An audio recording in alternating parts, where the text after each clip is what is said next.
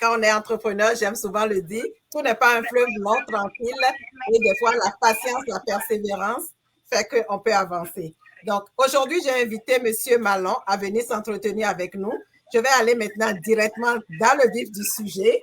Monsieur Malan, j'ai préparé quelques questions pour vous aujourd'hui. Pouvez-vous me parler de votre parcours et de ce qui vous a motivé à vous lancer dans l'immobilier à seulement 22 ans? Ben oui, ça me fait plaisir de vous raconter un petit peu sur mon histoire. Donc, comme je disais tantôt, je ne sais pas si vous m'avez bien entendu, je viens d'un petit village de Buckingham. Puis, depuis tout jeune âge, j'ai toujours voulu aller à fond dans n'importe quoi que je faisais. Je faisais du sport, puis des jeux vidéo à gauche et à droite. J'ai toujours cherché à être le meilleur à ce que je faisais. J'essaie toujours de me pousser à fond. Puis depuis un jeune âge, j'avais toujours le rêve de devenir un joueur professionnel de soccer. Donc, je jouais dans les hautes divisions. Je fais des tryouts aussi pour une équipe brésilienne. Puis, de fil en aiguille que je me lançais là-dedans, j'avais aussi mon parcours scolaire qui avançait, mais j'étais persuadé que le soccer, ça allait être ma vie. Fait l'école, d'un côté, c'était pas vraiment un stress. J'avais des bonnes notes, mais c'était pas ça ma passion. Puis, justement, quand on est entré à faire les inscriptions au cégep, c'était 2 semaines avant, j'ai décidé d'aller en technique géomatique, mais encore une fois, c'était pas ça qui m'intéressait. Je voulais aller à fond dans le soccer. Puis quand j'ai fait le try-out de l'équipe brésilienne, j'ai eu un choc un peu. Le monsieur m'a parlé que j'avais pas la bonne taille pour être un gardien de but. Donc là, j'ai dit, OK, faut être objectif. Est-ce que si je me mets dans ces culottes au coach de soccer, je prendrais le risque d'avoir un gardien qui performe, mais qui est plus petit que la moyenne? Parce qu'au soccer, 6 pieds 2, c'est petit comme gardien de but. Donc, là, je me suis dit, OK, donc si je veux avoir la belle maison, payer la belle voiture à maman, il va falloir que je change de chemin. Donc là, j'ai commencé à m'intéresser plus à la business. C'est là que j'ai décidé d'aller en gestion de commerce au cégep. Puis j'ai rencontré des personnes incroyables qui m'ont fait rencontrer d'autres personnes dans le domaine. Puis c'est là que j'ai rencontré mon partenaire d'affaires, justement. C'était une référence d'un de mes professeurs. J'ai été m'asseoir, prendre un café avec lui, on a discuté. Puis ça m'a vraiment touché. Il m'a expliqué les bienfaits de l'immobilier, puis de l'avoir de quelqu'un qui sait qu'est-ce qu'il fait, de quelqu'un qui en vit. Ça m'a vraiment ouvert les yeux sur le sujet. Il m'a proposé de retourner manger avec lui. Puis à partir de là, je lui ai donné ma carte d'affaires. Je lui ai dit, j'aimerais ça travailler pour vous, je vais en apprendre davantage. Puis ça a tout commencé à partir de là. À quel âge vous aviez en ce moment-là, M. Malan, au moment où ça se passait? Je venais juste d'avoir 20 ans quand c'était arrivé. Donc, ça faisait longtemps que j'essayais justement de rentrer dans le domaine, mais je n'étais pas bien outillé, je n'avais pas les connaissances. Puis, le fait d'avoir quelqu'un qui sait qu'est-ce qu'il fait, qui vous amène dans le domaine, ça l'aide beaucoup. Parce que l'immobilier, c'est un domaine qui peut être stressant quand on n'a pas les bonnes informations, quand on n'a pas la bonne formation. C'est compliqué de rentrer et d'être confiant quand on débute dans ce domaine-là, surtout si on ne connaît rien. Ça vient jouer avec de l'argent. Il y en a souvent qui ont travaillé pour cet argent-là une bonne partie de leur vie. Donc, c'est très émotionnel comme transaction dans les premiers débuts. Mais on n'a pas besoin non plus d'avoir des fonds illimités pour commencer là-dedans. On pourra en parler plus tard, mais pour en revenir à ça, c'est important d'avoir les bons outils quand on commence. Il faut avoir des bonnes formations. Ça va vous aider à être plus confiant lors des transactions, mais aussi d'être confiant avec les vendeurs, les personnes qui ont fait les transactions, les courtiers. Si vous ne prennent pas au sérieux, on n'ira pas nulle part. Exactement, exactement. Aujourd'hui, si je ne me trompe pas, vous avez 22 ans, n'est-ce pas? Exact. Quelle a été la première étape? Comment avez-vous commencé en immobilier? Donc, la première étape, c'était de trouver un immeuble qui rentrait dans les critères. Parce que, comme je vous ai dit tantôt, j'ai commencé à travailler pour la personne avec qui je fais affaire en ce moment. Il m'a tout montré de A à Z comment trouver des immeubles, comment parler aux gens. Puis, il m'a dit un jour, je te fais confiance, tu es capable de bien gérer des immeubles. Si jamais tu trouves une transaction qui fait du sens pour moi, tu peux y aller. Donc, tout a commencé à partir de là. Puis, j'ai recommencé un peu à la case zéro dans un autre domaine, parce que je me disais... Pardon? C'était en quelle année, ça, que tu as commencé? C'était en pleine COVID, je dirais 2021, 2022. Donc, c'était pas évident non plus de trouver des immeubles qui faisaient du sens parce que c'est dans le haut du marché. Puis, j'ai vraiment fait du cold call. J'ai imprimé toutes les rues de Gatineau dans mon secteur. J'ai envoyé des lettres, j'étais sur page jaune, je cherchais à appeler les vendeurs. Puis c'est vraiment quelque chose que je conseillerais aux personnes aussi d'avoir une expérience, de faire du cold call ou des personnes qui cognent au pas, se faire dire non souvent, ça l'aide avec la personne, la confiance. Puis j'aurais tendance à dire que c'est obligatoire pour faire de l'investissement immobilier parce que faut toujours transiger avec des personnes, des locataires ou des courtiers ou peu importe. Il faut savoir être capable de dealer avec des situations qui sont stressantes, des fois négatives. Il faut devenir quelqu'un de puissant pour ça. D'ailleurs, parlant de ça, est-ce que tu peux nous donner des exemples d'obstacles que toi, tu as eu à rencontrer? J'en ai eu plusieurs, mais il y a beaucoup de bienfaits qui viennent à la porte quand il y a des obstacles en immobilier. Puis, c'est souvent ça qu'il faut regarder quand on cherche à acheter des immeubles. C'est des immeubles qui sont particuliers, qui vont avoir des problèmes à régler dedans. J'ai 2 projets qui m'ont particulièrement marqué. Un récemment, c'était un 8 logements complètement abandonné sur un terrain agricole avec une fosse septique, puis un puits artésien. Donc, j'ai jamais fait ça de ma vie. J'ai aucune idée. On est habitué d'avoir des services de la ville. Puis là, j'ai plusieurs stress qui viennent. Il y a les rénovations, ça a été abandonné. Il y a il y a sûrement des rongeurs, des insectes. Puis à partir de là, je me suis bien outillé. J'ai été voir en gros pour les matériaux. Je me suis fait un plan de comment j'allais pouvoir rentrer dans l'argent pour bien sûr le refinancer par la suite. C'est vraiment important que je me fasse un grand plan de tout ce qu'il fallait faire. C'est très important d'être organisé et de se prévoir à l'avance dans ce domaine-là, car si on est pris à toujours faire les choses à la dernière minute, on est pris à faire des grosses dépenses, à prendre des décisions qui ne sont pas super bonnes. Donc, pour des projets qui vont être payants pour vous ou pour moi, il faut toujours être bien organisé. C'est la clé dans l'immobilier, l'organisation, que ce soit pour avec les locataires ou dans vos projets de rénovation. C'est ça qui m'a aidé de A à Z, l'organisation. D'après vous, quelles seraient les compétences clés qu'un jeune entrepreneur comme vous aurait intérêt à avoir pour réussir?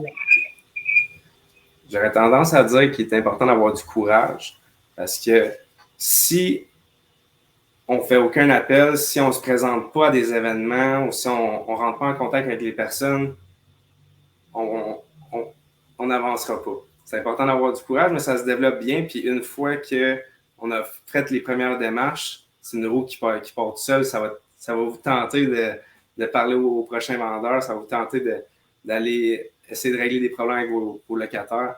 C'est toutes des choses qui sont importantes. Quand vous prenez une certaine importance à ce que vous faites, la job, elle se fait super bien.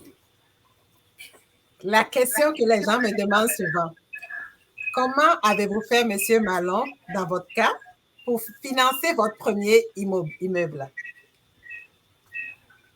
Donc, c'est un cas un peu particulier. Justement, avec mon partenariat, j'étais quelqu'un qui était très solide financièrement. Donc, ça m'a aidé dans ma première transaction. Mais je tiens à dire que j'avais quand même économisé une bonne somme d'argent qui m'a aidé dans ma première transaction, c'était un triplex avec un 6 logis puis un parc de maisons mobiles. Mais pour le triplex lui-même, j'ai pu le financer avec ma mise de fonds. Pour le reste de l'ensemble, il a fallu faire une transaction cash. Encore une fois, c'est pour vous encourager. S'il y a une opportunité qui fait du sens, c'est très facile de trouver l'argent.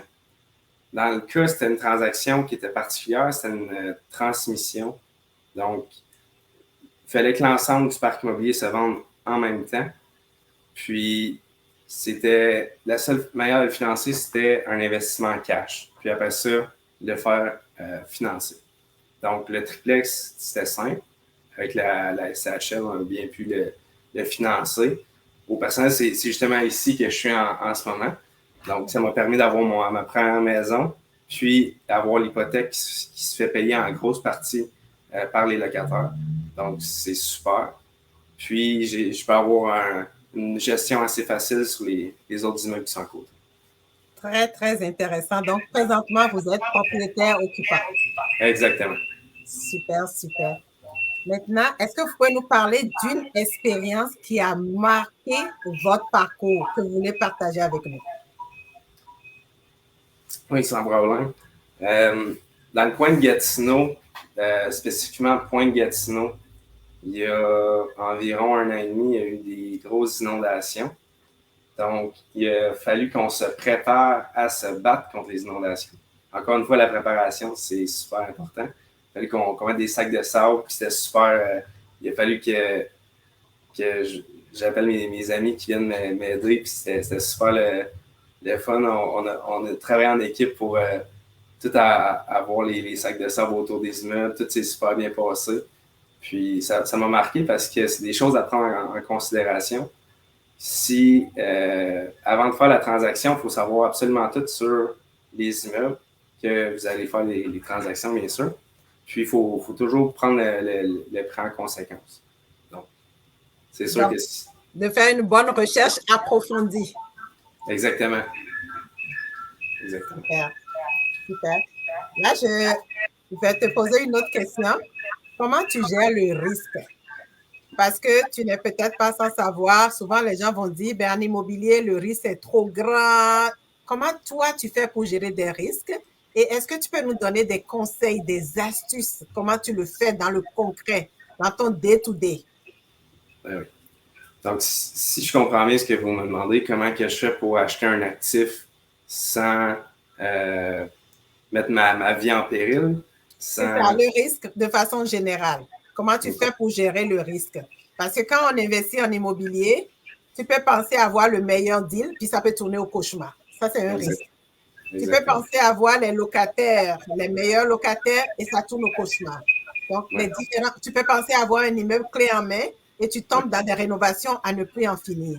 Donc, voilà quelques exemples de risques. Comment toi, tu le gères et peux-tu partager avec nous tes astuces, tes conseils? Parce que tes conseils pourraient aider quelqu'un qui nous entend aujourd'hui. Ben oui. Donc, je tiendrais à dire que avoir une base en rénovation, ça l'aide beaucoup.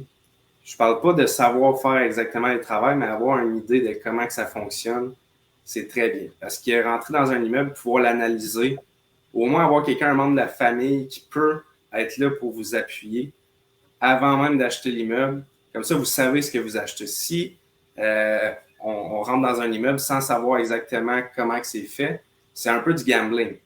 Mais si les chiffres font du sens, donc si à la fin du mois, les loyers sont capables de payer l'hypothèque, puis vous avez un petit coussin, c'est un bon investissement sur papier. Donc maintenant, il faut juste voir si l'immeuble est droit, puis il tient debout. C'est très simple, l'immobilier. Il faut que l'immeuble fasse de l'argent, puis qu'il tienne debout. Si vous n'avez pas à mettre des gros fonds pour les rénovations, si vous n'avez pas à avoir à vous battre avec des locataires en partant pour arriver dans vos chiffres, ça fait du sens. C'est simple comme ça. En ce moment, avec le marché, les personnes ont tendance à dire que c'est impossible, mais ça c'est en train de se calmer. Les investissements font de plus en plus de sens. Donc, je ne m'en ferai pas à ce niveau-là. C'est important de bien s'outiller avec les connaissances pour pouvoir gérer ces genres de situations-là. Donc, les formations, les livres, avant de se lancer en immobilier, c'est quand même assez important, surtout d'avoir des personnes dans ton entourage qui en font avec toi. Maintenant, j'ai une question pour vous. Comment est-ce que vous évaluez la rentabilité d'un immeuble? C'est quoi le signe qui vous dit ça, je l'achète ou ça, je ne l'achète pas? Okay. Bien, la plupart du temps, c'est simple. Tout le monde a leur propre chiffrier en tant que tel avec les dépenses. Donc, vous rentrez les dépenses de l'immeuble. La plupart du temps, le vendeur avec qui vous faites affaire va pouvoir vous envoyer la liste des dépenses. Il n'y a pas beaucoup de dépenses qui vont changer à part les taxes et peut-être les assurances. Donc, c'est vraiment facile de voir le chiffrier. Vous rentrez les revenus, vous rentrez les dépenses. Il n'y a rien qui change. Si à la fin du mois, vous êtes déficitaire, bien, vous devriez vous asseoir avec le vendeur et expliquer que ça ne fait pas de sens pour vous parce que, encore une fois, on est dans ce domaine-là pour pouvoir en vivre. Pour que ça fasse du sens, il ne faut pas que ça soit du stress puis que l'investissement ne vale pas la peine.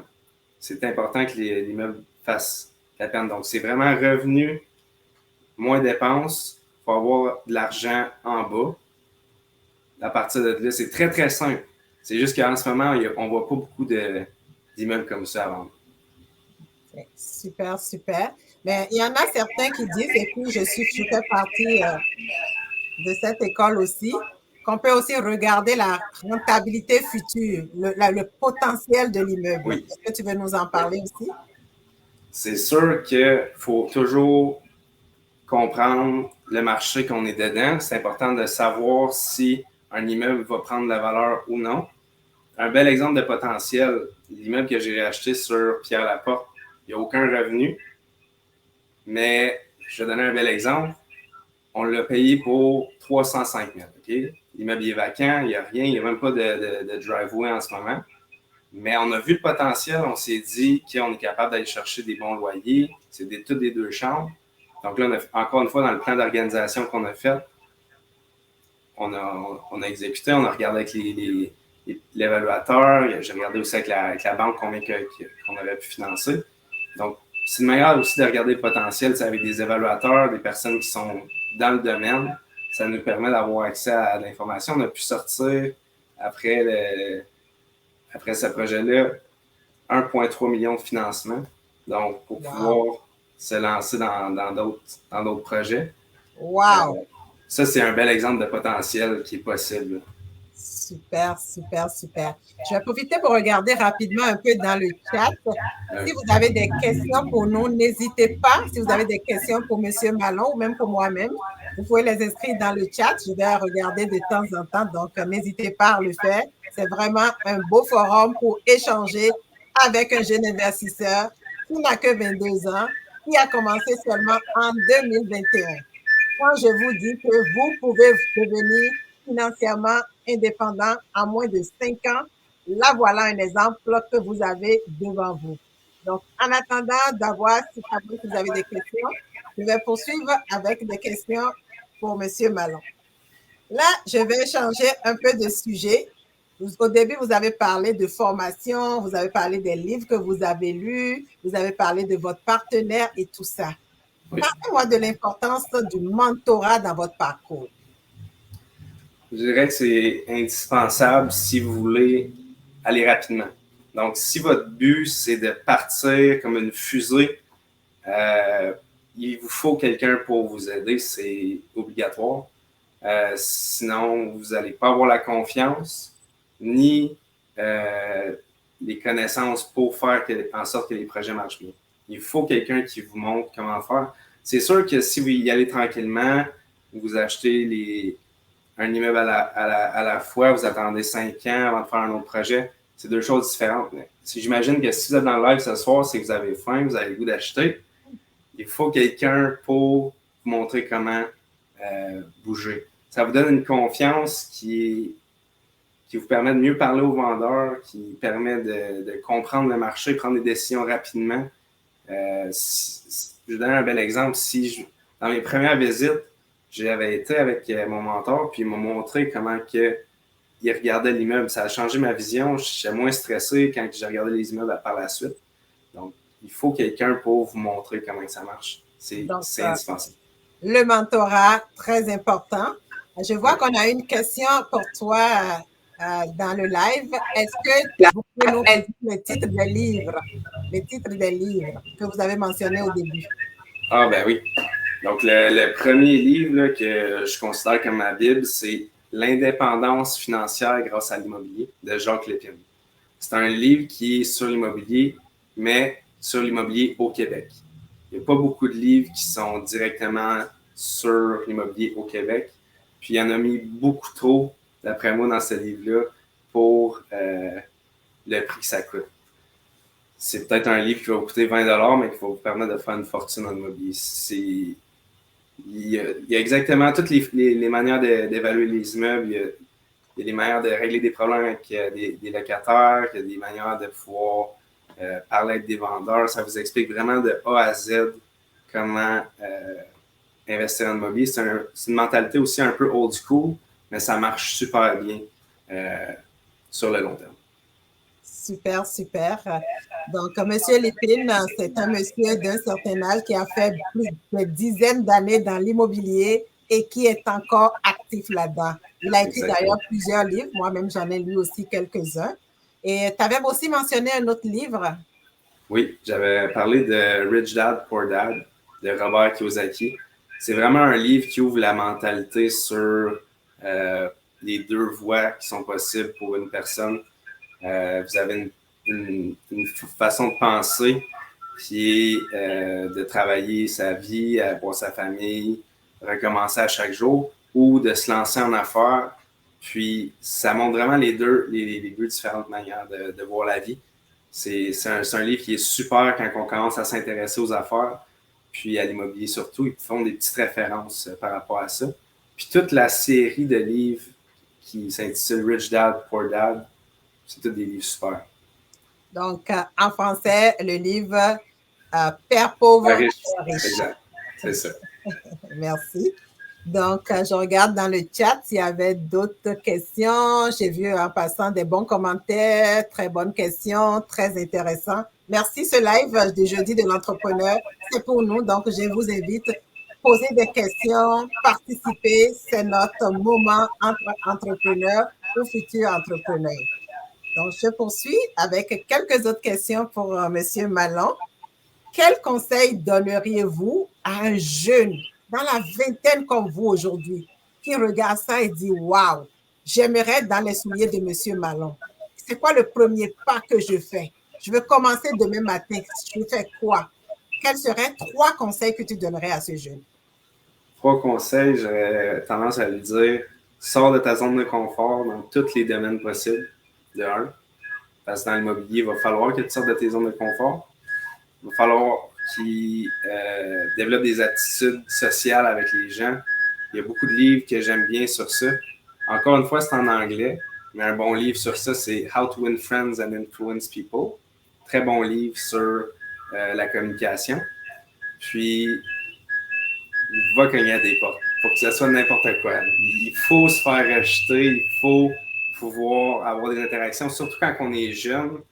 La plupart des adultes ont déjà eu des situations qui sont similaires, de se faire rejeter, de parler pour différentes choses, une maison, des véhicules. Mais à un jeune âge, quand on commence, la seule chose que tu as fait, c'est jouer aux jeux vidéo dans ta cave, jouer avec tes amis au soccer. Il faut essayer, il faut sortir de chez soi, il faut parler à des gens, que ce soit aussi d'aller à des événements de réseautage, au moins être ouvert, avoir des personnes intéressantes à rencontrer, puis même des fois, des futurs partenariats peuvent être faits dans les événements de réseautage, c'est super.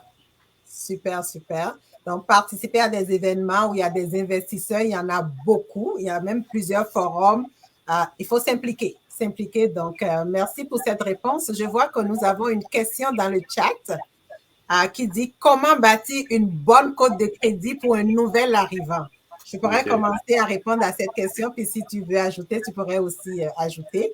Donc, oui, généralement, il ne faut pas se cacher la face. Quand on est nouvel arrivant, quand on est immigrant, ce n'est pas souvent facile d'obtenir du financement.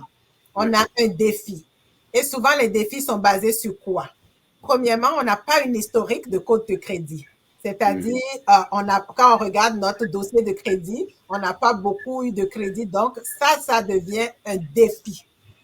Je vais nommer les défis et puis après, je vais donner des idées comment les surmonter. La deuxième chose, généralement, également, c'est au niveau des revenus. Soit on n'a pas encore d'emploi et qu'on est à la recherche d'emploi, ou on a un emploi, on vient de commencer il n'y a pas très longtemps. Donc ça devient un autre défi. Notre expérience également, parce que je l'ai mentionné déjà dans une autre vidéo. Les institutions financières, il ne faut pas se cacher la face, c'est l'analyse du risque qu'ils font. Avant de nous donner leur argent, ils font une analyse du risque pour savoir est-ce qu'on est en mesure de leur rembourser leur argent. Donc, ils utilisent effectivement la cote de crédit. Donc, si vous êtes immigrant et que vous n'avez pas encore une bonne cote de crédit, voilà les petits conseils que je vous donne. Allez vous chercher, ne serait-ce une carte de crédit. Utilisez-la, mais pas à son 100%. Utilisez-la jusqu'à concurrence d'à peu près 70% de sa capacité et assurez-vous de le rembourser au complet dans le délai prescrit chaque mois. Ça, c'est un petit secret parce que ça va vous permettre de commencer à écrire votre historique de crédit. Payez toujours toutes vos factures à temps. L'électricité, le téléphone. Ne dites pas, oh, ce mois-ci, je ne l'ai pas payé à temps, ce n'est pas grave. Non. Une fois, ce serait de trop. Donc, faites l'effort de payer toutes vos factures à temps. Si vous êtes locataire, assurez-vous de payer aussi votre loyer à temps. Évitez d'aller avoir des dossiers dans les tribunaux administratifs de logement. Donc, en faisant ces petites astuces, vous allez commencer à améliorer votre cote de crédit. Plus, commencez aussi à épargner. Donc, si vous avez 0,00 dans vos comptes, vous n'êtes pas trop crédible non plus devant les institutions financières. Donc, épargnez. Ce n'est pas le montant qui importe. Peu importe qu'est-ce que vous gagnez, prenez l'habitude d'épargner. Donc, c'est les quelques conseils que moi, je vais vous donner. Je vais voir si M. Malon en a quelques d'autres à ajouter. Vous avez parlé de la carte de crédit, c'est le plus bel outil pour bâtir une carte de crédit, mais c'est aussi le pire si on ne l'utilise pas de la bonne façon. C'est très important de toujours payer la carte de crédit.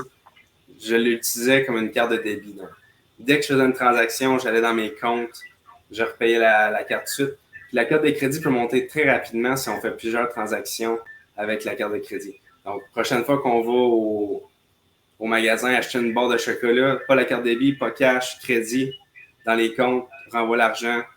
Le plus de transactions que vous faites, le plus que vous repayez, le mieux que c'est pour la carte de crédit. Puis encore une fois, c'est d'être organisé, de se faire un budget de toutes les dépenses. Il y a beaucoup de personnes qui font des applications parfois pour des logements, puis on fait des enquêtes de crédit. On voit un seul paiement d'un téléphone, cellulaire, Vidéotron. Sur toute la ligne, ça devient rouge. Donc, il faut vraiment être organisé pour ces choses-là. Si on change de Vidéotron à Bell, c'est important de faire le suivi pour pas que la cote de crédit soit affectée. Merci beaucoup. Donc, voilà quelques astuces pour améliorer votre cote de crédit. J'espère que nous avons bien répondu à votre question.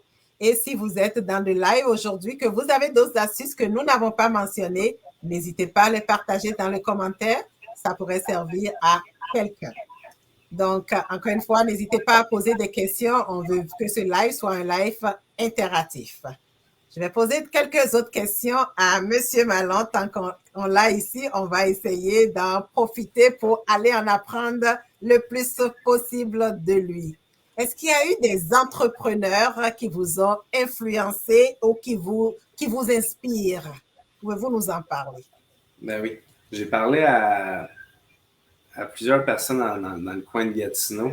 Je ne sais pas si les personnes dans le chat vont être familiers avec ces personnes-là, mais j'ai parlé justement avec un courtier il y a quelques années. Son nom, c'est Marty Waite. Il est bien connu dans le domaine. Je m'entraînais au gym. Je le voyais souvent avec des véhicules spéciaux. Je me demandais qu'est-ce qu'il faisait comme domaine. Il m'a parlé qu'il faisait du courtage immobilier.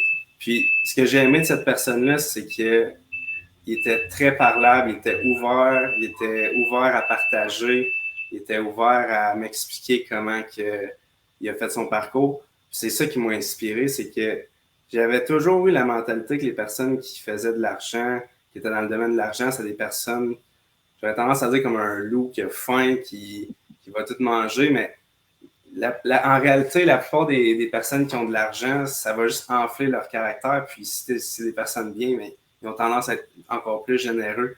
Donc, ça m'a ouvert une facette qui m'a dit, OK, ça veut pas dire que tu as de l'argent et que tu es quelqu'un nécessairement de méchant non plus. Là. Donc, ça m'a ouvert les yeux sur le domaine justement de l'immobilier. Puis ça m'a lancé là-dedans. Super. Donc, M. Witt, c'est quelqu'un qui vous a inspiré. Ben oui. Je vois qu'on a une autre question dans le chat, mais avant de passer à cette question, je vais inviter ceux qui sont dans le live avec nous aujourd'hui. Comme vous le voyez, il y a pas mal de pépites qui sortent dans ce live. Partagez-les, ça va aider quelqu'un. C'est un live qui va changer la vie de quelqu'un parce qu'il y a encore beaucoup de gens qui ne peuvent même pas imaginer ce que nous sommes en train de vivre ce soir, qu'on a un jeune qui n'a que 22 ans, qui est déjà financièrement indépendant. Je vous invite, partagez-les. Vous aurez fait un cadeau à quelqu'un dans sa vie, ça aurait motivé quelqu'un, ça pourrait changer la vie de quelqu'un. Donc, je vous invite à le partager, ce live.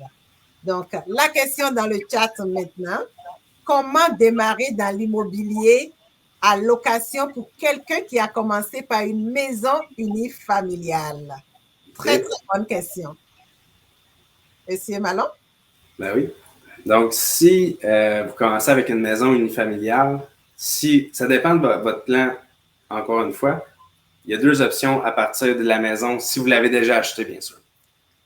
On a soit l'option de la refinancer puis de la louer pour partir, ou sinon, il y a l'option qui est prêt à faire dans ces cas-là. Si ça fait longtemps que vous avez la maison, le gain capital pour une maison unifamiliale, si on vit dedans, n'est pas imposable. Donc, cet argent-là, on peut partir ailleurs avec le plein montant sans avoir le casse-tête de la maison unifamiliale. Parce qu'en investissement immobilier, j'aurais tendance à dire que si ce n'est pas en bas de la valeur marchande de plusieurs milliers de dollars, une maison unifamiliale, c'est un peu plus risqué au niveau investissement. La plupart du temps, parce qu'il y a plus qu'un étage pour le même locataire. Donc, parfois, on peut être malchanceux, tomber sur quelqu'un qui va abîmer des meubles ou quoi que ce soit, des murs. Il faut être prêt à faire les travaux. Puis, il y a juste un loyer pour couvrir l'hypothèque. Mais, encore une fois, avoir un investissement en briques qui prend de la valeur, que ce soit une maison, que ce soit un triplex, que ce soit un terrain, c'est jamais une mauvaise idée. Super. Puis si je peux ajouter, d'ailleurs, je dis merci à ceux qui ont déjà partagé ce live et j'invite les autres à le faire. Merci de le faire. Vous n'avez pas d'idée, vous allez changer la vie de quelqu'un en partageant ce live parce que c'est un live vraiment powerful. On n'est pas dans la théorie, on est dans le pratico-pratique ici. Donc, pour quelqu'un qui a une maison unifamiliale, pour ajouter à ce que M. Malon a déjà mentionné, sachez que vous avez déjà une mine d'or pour partir avec. Parce que vous avez déjà pu probablement obtenir un financement d'une institution financière. Vous avez déjà bâti votre crédibilité. On parlait de code de crédit tout à l'heure. Probablement que vous avez déjà une bonne code de crédit. C'est ça qui vous a permis d'avoir. Donc, vous êtes déjà en avance. Utilisez ça comme un levier pour aller chercher, comme M. Malon l'a dit, soit du refinancement pour aller acheter un immeuble locatif. Donc, vous avez une mine d'or en main et je vous invite à l'exploiter. Si vous voulez en discuter plus en détail, savoir comment faire, n'hésitez pas, écrivez-moi et on pourrait en parler plus en détail. J'espère avoir répondu à votre question. J'encourage les autres, j'adore. Écrivez-nous des questions. Je l'aime quand c'est interactif comme ça. N'hésitez pas. J'ai encore quelques autres questions pour M. Malon, si vous me le permettez.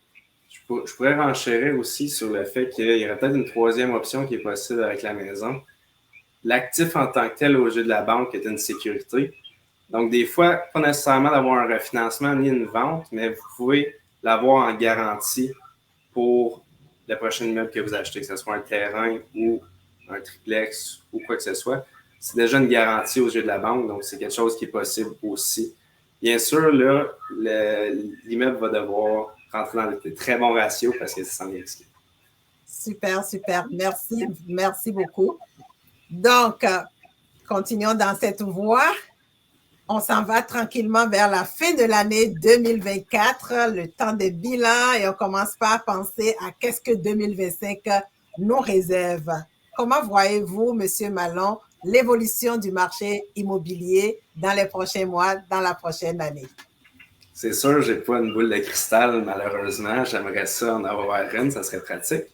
Mais j'aurais tendance à dire que selon ce que je vois sur le marché, il y a moins de transactions qui se font en ce moment. Avec la baisse des taux, c'est sûr que le marché il est encore en action. Mais je suis persuadé que à partir du COVID, jusqu'à ici, les prix vont se régulariser, puis c'est les personnes qui ont vraiment les connaissances qui vont pouvoir profiter de l'immobilier dans les prochaines années qui vont suivre. Donc, les personnes qui vont s'outiller pour se lancer en immobilier dans les prochaines années vont pouvoir faire un carnage, c'est certain. Parce qu'avant la COVID, n'importe qui pouvait se dire un pro de l'immobilier. Vous pouvez acheter, même avec les voitures, vous achetez une voiture, la revendre 2 mois plus tard pour le double du prix. Ça se voit pas. C'est un événement qui est hors du commun. Donc, qu'est-ce qui s'en vient? Il risque d'être un marché qui est plus régulier. C'est quelque chose qui est beaucoup encourageant pour les personnes qui rentrent dans le domaine en ce moment. Excellent, excellent. Merci beaucoup. Et si je vous demandais quelle a été votre pire erreur en tant que jeune entrepreneur? Est-ce qu'il y a eu des erreurs? Si oui, quelle a été votre pire erreur? Pouvez-vous nous partager? Quelles leçons vous avez tirées de cela? Et quels conseils vous donnerez à d'autres personnes pour ne pas commettre les mêmes erreurs? J'avais fait une grosse journée, disons la journée avant. Je me suis réveillé, j'étais fatigué. C'était une des seules soirées que j'avais pas pris la peine de faire mon planning de la journée. Donc, la manière qu'on fonctionne, nous, c'est qu'on a une équipe de rénovation sur place qui fait tous les travaux dans les logements. C'est peut-être 4 ou 5 employés sur le payroll. Donc, chaque heure qui passe, c'est de l'argent qui sort par la fenêtre. Puis moi, je suis la personne qu'il faut qu'il aille chercher les matériaux, puis qui les ramène, bien sûr. Donc, il y a une des soirées, j'ai pris la liste, j'ai pris la mauvaise liste de 1. J'ai été au Rona, chercher les matériaux. J'ai acheté tous les mauvais matériaux pour 5 000 $ de stock.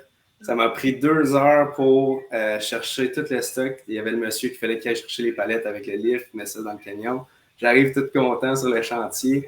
Tout le monde est fâché. Le patron est là, les bras croisés. Il a fallu que je ramène la commande. Il a fallu que tout le monde rentre chez eux parce qu'on les payait dans le vide en ce moment. C'est une journée qui a coûté une fortune, mais à partir de là, je me fais toujours un plan. Il faut toujours être organisé. Puis, encore une fois, quand j'ai parlé au début, quand on est pris à la dernière minute pour faire des décisions comme ça, on fait souvent des erreurs. Il faut toujours se prendre à l'avance. Je vois. Donc, la planification et la planification. Merci de partager cela avec nous. Donc, encore une fois, je vous invite posez vos questions. On a encore quelques minutes pour le live. Je ne vois pas d'autres questions dans le chat. Donc, moi, j'en profite et je continue. Qu'est-ce qui vous motive, qui vous aide à rester motivé face à la concurrence? C'est important dans le domaine d'avoir une vision, d'avoir un but, d'établir un but quand on commence. Donc, moi, de mon côté, je me suis fait une vision, je me suis fait un plan de match. C'est ça qui me motive à me lever le matin. J'ai une vision sur plusieurs années. J'aimerais ça pouvoir avoir mon empire immobilier, si on peut dire ça comme ça. C'est ça qui m'intéresse à me lever le matin, à aller faire face à la compétition, parce que oui, il y a de la compétition. Il faut être aux aguets. Puis c'est pas mal ça qui m'intéressait, justement, d'avoir un but, me lever le matin, voir l'image, visualiser l'empire immobilier dans quelques années. Super, super, super. Comment trouves-tu les bonnes opportunités? Au début, tu nous as parlé qu'il fallait aller vers les gens, tu as même fait du porte-à-porte. Est-ce qu'il y a d'autres stratégies que tu utilises pour aller dénicher l'appel à les bonnes opportunités? Je dirais que quand on commence, on n'aura pas accès directement à cet outil-là, qui est une base de données. C'est important de parler aux gens, comme que je vous dis, quand je parlais de cogner aux portes, faire des appels. Quand il y a un vendeur qui vous dit que je ne suis pas vendeur, mais que dans 2 ans, je vais peut-être pouvoir vendre. C'est important de prendre en note. Puis, au début, vous vous dites, ben, je ne veux pas acheter dans 2 ans, je vais acheter là. Mais si vous avez une vision et vous voulez aller loin avec l'immobilier, c'est important de prendre ces notes-là. C'est important de se faire une base de données parce que votre aventure, elle va durer plusieurs années. Puis, dans 2 ans, si la transaction elle se passe bien, vous avez un vendeur qui est juste là. Donc, ça, c'est la première que je dirais qui est importante, c'est d'avoir une base de données, des personnes que vous pouvez appeler, prendre contact, aller prendre un café parfois avec des vendeurs, savoir où ils sont dans leurs affaires. C'est sûr que ça, c'est la meilleure façon sur le long terme, bien sûr, mais pour faire, disons, des belles transactions sur le coup, j'utilise beaucoup le registre foncier. Donc, le registre foncier, c'est un outil qui est puissant pour dénicher les transactions notariées qui se passent à chaque jour. Donc, vous voyez les avis de déclaration. Il y a aussi les avis de 60 jours, les hypothèques légales. Il y a aussi le site JLR qui est pratique, qui fait ça pour vous, parce que le site du registre foncier, c'est pas vraiment facile à utiliser pour n'importe qui. JLR, vous pouvez directement utiliser tous les critères que vous cherchez. Par exemple, si vous cherchez un triplex dans le coin de Gatineau, en transmission ou en avis de 60 jours, ça peut les sortir pour vous. Donc, JLR, c'est un très bon site pour ça. Puis ça vous permet justement d'identifier des vendeurs qui sont souvent motivés à vendre. Donc, par exemple, une personne qui vit à Québec, qui vient d'hériter d'un terrain ou d'une maison à Gatineau, va vouloir la vendre, bien évidemment. Il ne voudra pas nécessairement la garder parce que c'est loin de chez lui, c'est pas facile à gérer. Donc, ça permet justement d'aller voir ça. Il y a les avis de 60 jours, les hypothèques légales, qui sont des personnes qui sont souvent dans le trouble avec des créanciers. Vous pouvez aller les voir, discuter avec eux si vous pouvez les aider dans leur situation. Vous leur dites que je suis un acheteur potentiel si jamais ils veulent vendre la place. Il y a des belles transactions à faire sur le JLR, c'est certain. Super, super. Et j'ajouterais à cela aussi les reprises de finances. Donc, des fois, il arrive que des gens, malheureusement, qui n'arrivent pas à honorer leurs engagements par rapport aux institutions financières. Et puis, est-ce que vous m'entendez toujours, M. Malon? Donc, il arrive des fois qu'il y a des organisations, des gens qui n'arrivent pas à honorer leur engagement et que la banque veuille reprendre cela. Donc, souvent aussi, c'est des bonnes opportunités parce qu'il n'y a aucune institution financière qui veut avoir eux veulent avoir leur argent. Donc, souvent, c'est aussi des bonnes opportunités. Il y a aussi, il arrive des fois des ventes aux enchères, oui, des ventes aux enchères par les municipalités. Donc, des personnes qui ne payent pas leurs taxes à un moment donné, après avis, la municipalité, donc, comme on appelle aussi la ville, mais ces propriétés-là en vente aux enchères, à ce niveau-là également. Donc, voilà quelques façons d'aller dénicher des opportunités. C'est important aussi d'ouvrir ses yeux quand on se promène en voiture. Souvent, vous pouvez tomber sur des très belles transactions juste en regardant. Il va y avoir des opportunités, des propriétés que les toits sont un peu abîmés, que les fenêtres sont désidues. Puis aussi, des fois, ça peut juste être des sorties de sécheuses qui sont cassées. C'est un problème qui est extrêmement facile à régler, mais qui peut causer des gros dégâts, des rats qui rentrent par les sorties de sécheuses, des nids d'oiseaux. Donc, le propriétaire qui a cette propriété-là, qui ne se donne pas la peine de changer ça, souvent est un bon signe pour indiquer qu'il est vendeur. Allez cogner à sa porte. Aussi. Allez cogner à sa porte. Exact. Je vais toucher maintenant une question qui touche les locataires. Souvent, quand on pense à investir en immobilier, on a peur, on se dit, est-ce que je vais être capable de gérer des locataires? Est-ce que les locataires vont saccager ma propriété? Est-ce qu'ils vont payer leur loyer? Est-ce que, on a souvent peur. Comment Oui. est-ce que comment est-ce que c'est quoi ta stratégie avec la gestion de tes locataires?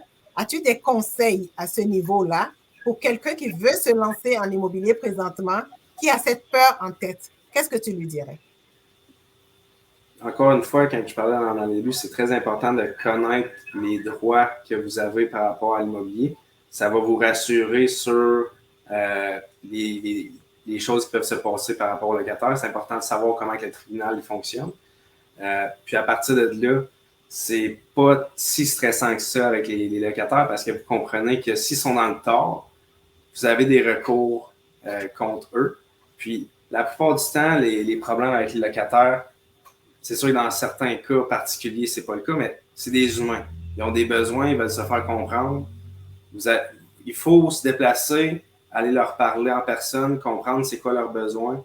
La plupart du temps, les problèmes qui vont vous partager, c'est des choses qui sont très faciles à régler, mais que parfois, des fois, c'est l'ancien propriétaire qui n'a pas pris la peine de les écouter ou quoi que ce soit. C'est des choses qui sont faciles à régler dans la plupart du temps.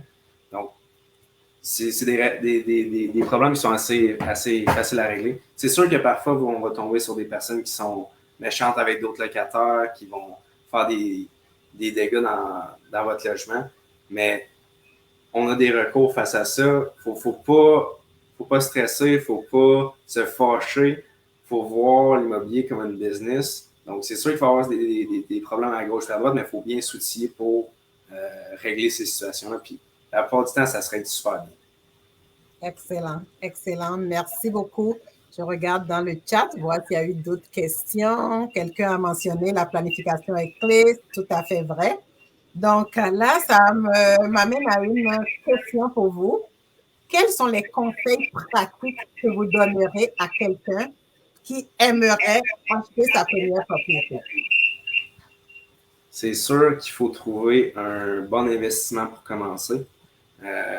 Il faut trouver un investissement qui va vous propulser dans votre carrière d'investissement. Donc, le premier immeuble que vous achetez, c'est le plus important. Il ne faut pas que ce soit un immeuble qui va prendre la valeur, qui va être payé dans 5 à 10 ans. Il faut que ça fasse du sens en partant. Donc, ça, c'est très important parce que la plupart du temps, quand on regarde à notre premier immeuble, on regarde déjà notre prochain. Mais si on n'a pas le jus, les revenus pour supporter le prochain immeuble, ça ne marchera pas. Il faut donc avoir un immeuble qu'on peut regarder sur un plan de, je dirais, 0 à 5 ans, pouvoir refinancer pour acheter le prochain immeuble. Donc, quand je parlais tantôt des propriétés qui ont peut-être un toit d'abîmé, des fenêtres d'abîmé, c'est tous des points qui vont pouvoir jouer dans la négociation avec le vendeur. Parce que la plupart du temps, il ne veut pas régler ces problèmes-là. Mais nous, qui a faim, qui veut rentrer dans le domaine, on regarde ça, on dit, ben, je vais régler tes fenêtres, je vais régler ton toit. Ça va vous permettre d'avoir une partie d'équité dans l'immeuble pour refinancer puis acheter le prochain. Donc, je dirais, si vous n'avez pas d'expérience en rénovation pour votre premier immeuble, si vous voyez un immeuble qui est à faire en rénovation, un partenariat, ça peut être très important pour vous permettre de vous lancer dans votre prochain investissement. Faut toujours voir l'opportunité puis toujours croire qu'on peut le régler parce qu'en réalité, on est juste à un partenariat de faire en sorte que ça marche. Super, super. Donc, ceci nous amène presque à la fin parce que j'ai une petite question surprise pour ceux qui sont restés jusqu'à la fin. C'est ce qui nous amène presque à la fin de notre live. Je vois que vous avez partagé avec nous beaucoup de conseils. J'invite ceux qui nous écoutent à partager ce live. Faites un cadeau à quelqu'un. Ça peut changer la vie de quelqu'un. Ça peut amener quelqu'un à prendre une décision. Vous avez du concret. On n'est plus dans la théorie. On est dans la pratique. On est dans un exemple vivant. Donc, Monsieur Malon, vous avez 22 ans. Vous avez commencé en immobilier à l'âge de 19 ans. Vous avez déjà un beau parc immobilier et vous rêvez d'un empire immobilier. Ouais. Wow! Parlez-moi de votre rêve. Moi, je vous imagine dans 5 ans. Parlez-moi de votre rêve. Ben, mon rêve, c'est impossible qu'il soit fait sur 5 ans, c'est sûr. Parce que j'aimerais ça pouvoir avoir des propriétés pas mal partout dans le monde. J'aimerais ça en avoir, surtout aux États-Unis, c'est un très bon marché. Mais dans les 5 prochaines années, je vais vraiment me concentrer sur le Québec. C'est une belle place. On en parle surtout dans le livre de Jacques Lépine, qu'il faut magasiner dans sa propre cour. Puis à partir de là, je vois ma vision d'avoir peut-être une centaine de portes dans les 5 prochaines années. Si je suis capable de me rendre là, je vais être très content dans mes buts. Ça va me permettre justement de me lancer peut-être dans d'autres pays éventuellement, c'est certain. Super, super, super. Wow! Un bon rêve. Un bon rêve. En tout cas, je vous le souhaite. Merci infiniment. J'aimerais que les personnes qui suivent ce live présentement, en guise de reconnaissance pour tant de pépites, de cadeaux que nous avons reçus de M. Malon, lui écrivent un petit bravo tout au moins dans les commentaires. Quant à moi, M. Malon, je vous remercie très sincèrement. Vous n'avez pas idée ce que vous venez de faire parce que nous, on peut venir, on peut dire tout ce qu'on a envie de dire. Moi-même, je suis investisseur, mais il faut que les gens voient aussi d'autres personnes qui l'ont fait. Donc, moi, je ne viens pas toujours prêcher pour ma paroisse, mais qui voient d'autres personnes. Je vous ai identifié parce que vous êtes jeunes. Et nous le savons de plus en plus. Combien de jeunes tournent en rond, cherchent de l'emploi, se disent non, c'est pas fait pour moi, je suis trop jeune, je vais attendre l'héritage. Donc, je voulais montrer que c'est possible. Vous l'avez fait, c'est possible. Donc, j'invite les gens, tout au moins à vous écrire un bravo, parce que ça prend un courage de venir partager avec nous et nous partager tant de conseils. Et je vous laisse le mot de la fin. C'est important de toujours croire en soi. Si vous avez une vision ou un sentiment à l'intérieur de vous qui dit que vous pouvez en faire plus, allez-y. Puis c'est dès qu'on commence à arrêter de se soucier de l'opinion des autres que vous pouvez vraiment vous lancer à fond. Parce que, sincèrement, qu'est-ce qui vous empêche de sortir? Là, il est tard, c'est sûr, mais qu'est-ce qui vous empêche de sortir dehors, aller cogner à des portes? Il n'y a absolument rien. Qu'est-ce qui vous empêche de faire des appels? Puis ça peut juste être un appel. Le premier peut être l'appel qui vous permet d'avoir l'indépendance financière. On ne sait jamais. C'est simple comme ça. C'est la beauté de la chose. C'est que c'est un domaine qui a tellement d'opportunités partout. C'est avec des super beaux outils financiers. C'est sûrement le meilleur investissement qu'on pourrait faire au Québec. Donc, je vous encourage fortement à le faire. Puis si moi, à 22 ans, je peux le faire, n'importe qui peut le faire, c'est sûr. Super, super. Merci beaucoup. Et puis, c'est ça qui clôture notre jeudi live de jeudi de l'entrepreneur aujourd'hui. J'espère que vous avez aimé. J'espère que ça vous a aidé. Continuez à le partager, ce live. Je vous le dis, ça va changer votre vie ou la vie de quelqu'un. Merci encore et bonne soirée à toutes. À la prochaine pour une autre aventure immobilière. Bye bye. Bonne soirée. Merci encore, M. Malon. Bye.